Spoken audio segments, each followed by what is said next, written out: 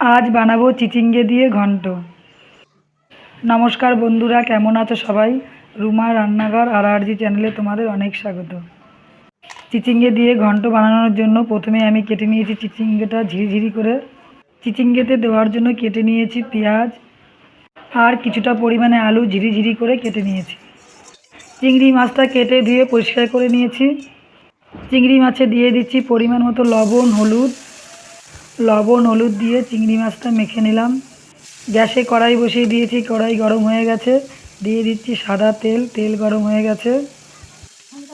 গরম তেলে দিয়ে দিচ্ছি নুন হলুদ দিয়ে মেখে রাখা চিংড়ি মাছগুলো। এপাশ ওপাশ নেড়ে চিংড়ি মাছটা ভালো করে ভেজে নিচ্ছি।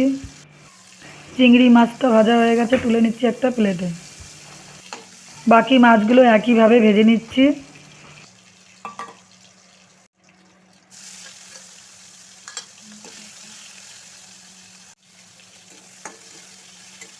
সব মাছগুলো ভাজা হয়ে গেছে, তুলে নিচ্ছি একটা প্লেটে।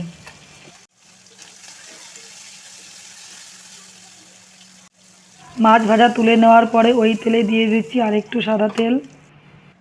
তেল গরম হয়ে গেছে, দিয়ে দিচ্ছি কালো জিরে ফোড়ন। কালো জিরে একটু নেড়ে নিয়ে ফোড়নটা হয়ে গেছে, দিয়ে দিচ্ছি কুচিয়ে রাখা পেঁয়াজ। পেঁয়াজটা ভালো করে নেড়ে নেড়ে লাল লাল করে ভেজে নেব।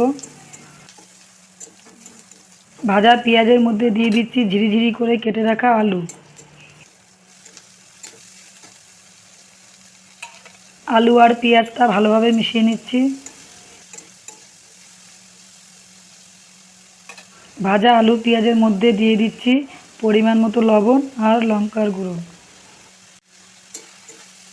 লবণ আর ঝালটা তোমরা তোমাদের পরিমাণ মতো দেবে।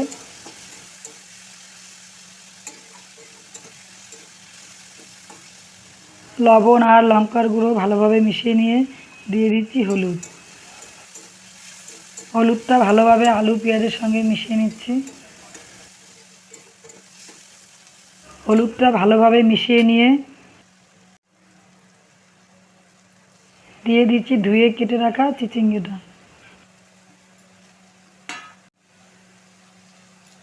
চিচিঙ্গেটা দিয়ে ভালো করে আলু পেঁয়াজের সঙ্গে মিশিয়ে নিচ্ছি।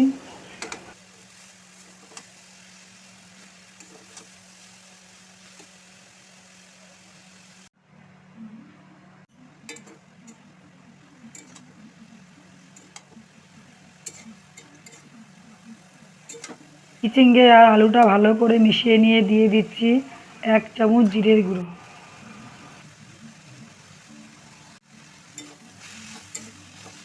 জিরের গুঁড়োটা ভালোভাবে মিশিয়ে নিয়ে দিয়ে দিচ্ছি চিড়ে রাখা কাঁচা লঙ্কা।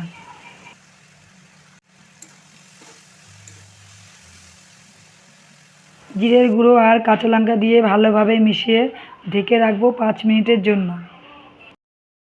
5 মিনিট পর ঢাকনা খুলে দেখি চিচিঙ্গে থেকে হালকা জল বেরিয়েছে। জল সমেত চিচিঙ্গেটা ভালো করে নেড়ে নিচ্ছি। দিয়ে দিচ্ছি নুন হলুদ দিয়ে ভেজে রাখা চিংড়ি মাছগুলো। চিংড়ি মাছ দিয়ে ভালো করে চিচিঙ্গের সঙ্গে মিশিয়ে নিচ্ছি।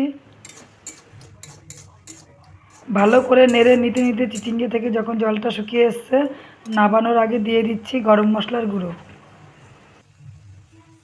চিংড়ি মাছ দিয়ে চিচিঙ্গের ঘন্ট রেসিপিটা আমার রেডি হয়ে গেছে। রেসিপিটা তোমাদের কেমন লাগলো? যদি ভালো লাগে একটা লাইক করো। রেসিপিটা অবশ্যই বাড়িতে একবার ট্রাই করো।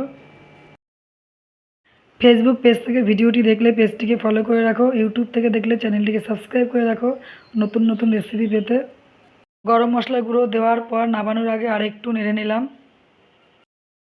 নামিয়ে নিচ্ছি একটা পাত্রে। আজ এই পর্যন্ত, দেখা হচ্ছে নতুন কোনো রেসিপি নিয়ে। ততক্ষণ সবাই ভালো থাকো, সুস্থ থাকো। Tata, by.